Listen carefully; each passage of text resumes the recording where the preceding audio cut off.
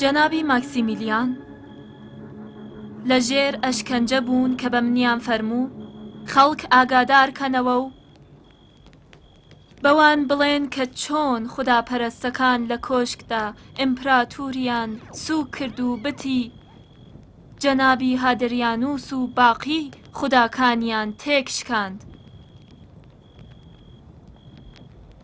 وتی کە بە ئێوە بڵێم کە خوددا پشتیوانی ئێوەیە. ئاینی ئێمە ڕۆژێ پەرە دەگرێ و پەیڕەوانێکی زۆر دێنە سەر ئەم دینە.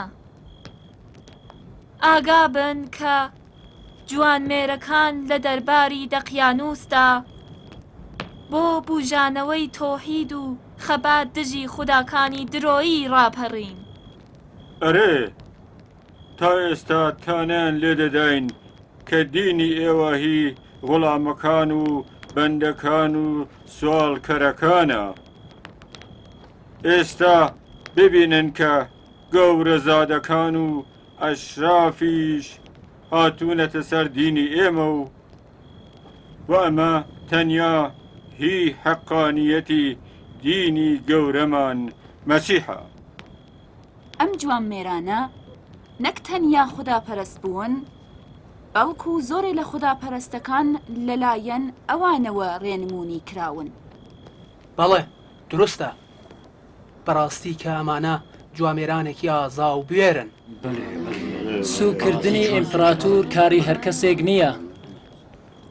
بۆ دەقیانوس ناڵێ سوکایەتی کردن بەو دڵ و جەرگی دەوێ. یا ئیسا کوڕی مەریەم یارمەتی ئەوانە بدە. بێگومان یارمەتیان دەدا. ئەمانە بچووکتر لەوەن کە بتوانن خاوەن شکۆ ماکسیمیلیان و دۆستەکانی قۆڵبەست بکەن. ئەگەر بیان توانی باەت هەیەسا و کاریان کرده بوو.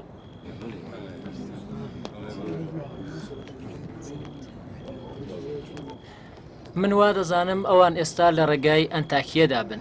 ئیدی هیچ کەس ناتوانێت ئەوان قۆڵبەست کات. من ئەگەر لە جێگای ئەوان بوایم بەرەولای دەریای سپی دەڕۆیشتم و لە ڕێگای دەریای سپیەوە خۆم دەگەیاندە دەرەوەی مەڵبەندی ڕۆم. ئێوەشکە تاوانیە دۆستان؟ نا، تەرتوس باشترین جێگایە بۆ خۆشاردنەوە. ئیتر بەسێتی. جەناوی ماکسیمیلیان خۆی باشتر دەزانێت کە چی بکەوە بۆ کوێ بچێ. دۆستان وەرن هەمومان پێکەوە بۆ ڕزگاری ئەوان دوعا بکەین. خدایە ئەم جوان مێرانە بۆ تۆ ڕاپەڕین. خۆت لایەنگری ئەوان بە و لە شەڕی سەربازانی دەقیانوس بیان پارێزە. ئامین. بڕیار وابوو تەواوی کون و قۆشبنی شار بخەنە ژێر چاودێریەوە. چی بوو؟ ئێمە ساتێک غافڵ نەبووین، بەڵام هیچ پەیوەندێک لە نێوان هەڵاتوان و خەڵکی شار نەبینرا. ئەمە ناگونجە کە پەیوەندیەکیان بەیەکەوە نەبێ. بەڵام تێگەیشتن لەم پەیوەندی لێ هاتووی دەوێت کە ئەوە دوو کەس لێتا نایە. دڵنیا بن خاون شکۆ ئێمە ئەو پەڕی هەوڵی خۆمان دەدەین. قوربان بۆ تەواوی ڕێگاکان هێزی گەشتیمان ناردووە، بۆ تەواوی ئاوایەکان تەواوی شارەکان کەسمان ناردووە، جێگایەک نامێتەوە کە نێپشکنین لە هەر چۆ کە بندیان دۆزینەوە. دەبێت دڵنیا بن کە کات دژی ئێوەیە. ئەگەر تا بەر لە گەیشتنی ئیمپراتور بۆ ئۆرشەلێم ئەوان نەدۆزنەوە دەبێ خۆتان بۆ لە خاچدان ئامادە بکەن.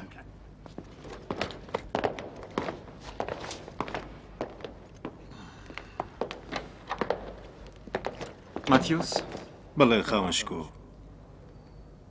وا دەزانم ئەوان دەدۆزیەوە. چارەیەکمان نییە. ئەگەر نیان دۆزینەوە جوپیتێری مەزن یارمەتیم بدە. بزانم ماتیوس لەگەڵ باخێکی گەورە لە دەوروبەری فیلادلفیا چۆنی؟ باخێ لە فیلادلفیا؟ لە بەرامبەر چیدا؟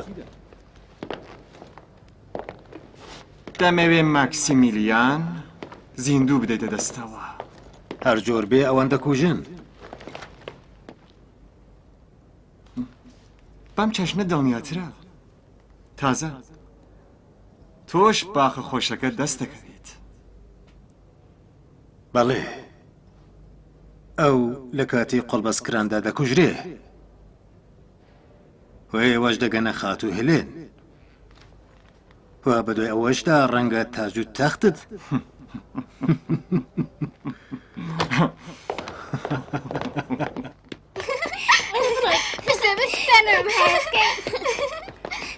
خاتونی من سربازەکان تا ئێستا هەموو جگایەک گەڕاون 2 شەو ڕۆژێکە دەگەڕێن بەڵام ئەوانیان نەدۆزیوەتەوە ئەوەش بڵێم کە ژولیوس لە بەرتوڕەیی هاوار دەکات تەنیا ئەو وانییە دەقیانوسیش یەکسەر بەسەریاندا هاتوو هاوار دەکات دڵنیابن هیچ کەس ناتوانێت ئەوان بدۆزێتەوە هیوادارم کە خوددا ئەوان لە پەنای خۆیدا بپارێزێ